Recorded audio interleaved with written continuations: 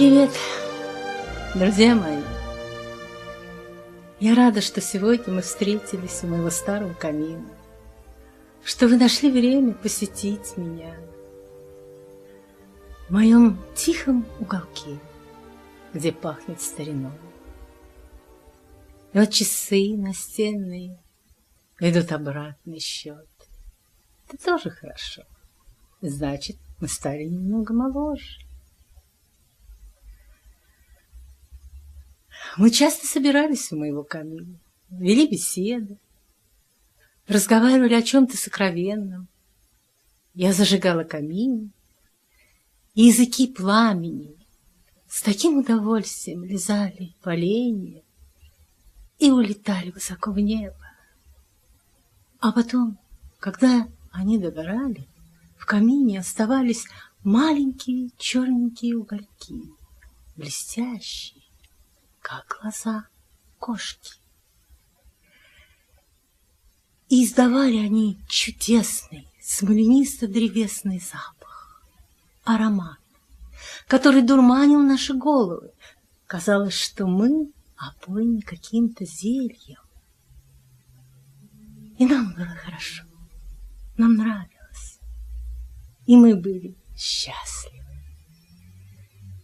А вот сегодня я, к сожалению, не могу зажечь камин.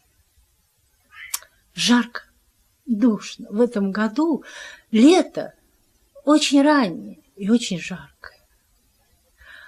Но все равно как-то надо выходить из положения. Давайте я попробую зажечь лампаду перед образами и на стол поставить свечу.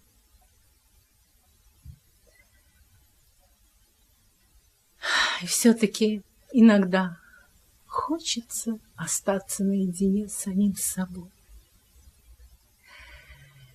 и уйти с головой в свой мир. Мир грез, любви, воспоминаний. Мир фантазий, иллюзий и маленьких безумств. Такие, как шалости и даже немного греха. А куда ж без него? Ведь недаром говорят, не согрешишь, не покаешься, не покаешься, не спасешься. А так хочется спастись. Хочется спасения, скорее всего, от самой себя.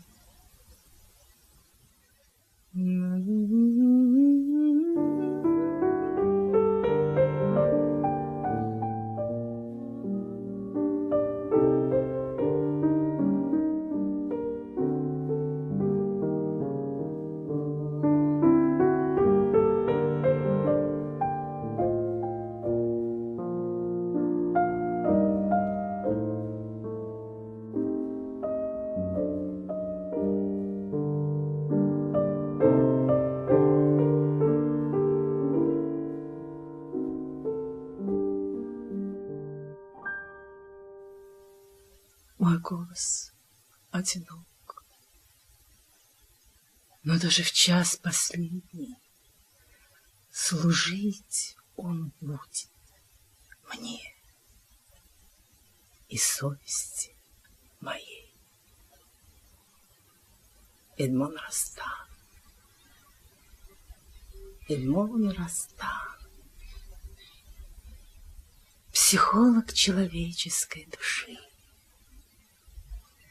Знаток любви, благородной, трепетной, страстной, создатель образа необыкновенной чистоты, преданности, ума и таланта.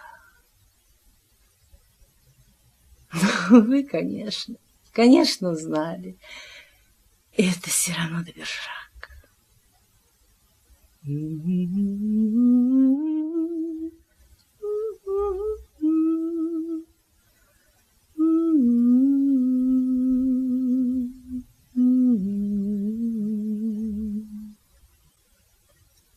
А свеча-то, смотрите, половина уже догорела.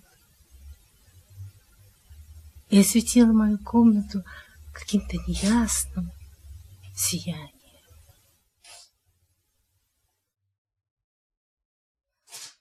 Блики на стенах, неясные очертания, изображения. А вы не видите? Ну, смотритесь, вот на этой стене женщина. Она вся в черном. Платок надвинут до самых бровей. Руки сложены на груди. Она молится. На другой стене красивый молодой джигит на скале в окружении стаи орлов. На третьей стене девушка. Сказать, что она красива, это значит ничего не сказать. Она просто сказочно красива. На четвертой стене высокие горы, обрывы, узкие ущелья, на дне которых журчат, бегут ручейки и переговариваются друг с другом, как будто рассказывают истории, ведомые только им одним. Может быть, ту историю, которую я хотела рассказать вам, может быть, мне напел вот такой ручеек и убежал потом вперед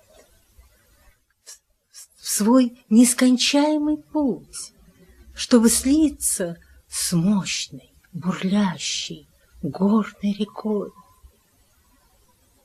Как знать, может быть, потом, через какое-то время, он сам станет таким громадным водным потоком. Все о чем-нибудь мечтают. Но все-таки эту историю на самом-то деле мне рассказал один замечательный человек. Ильязов Христофор Григорьевич.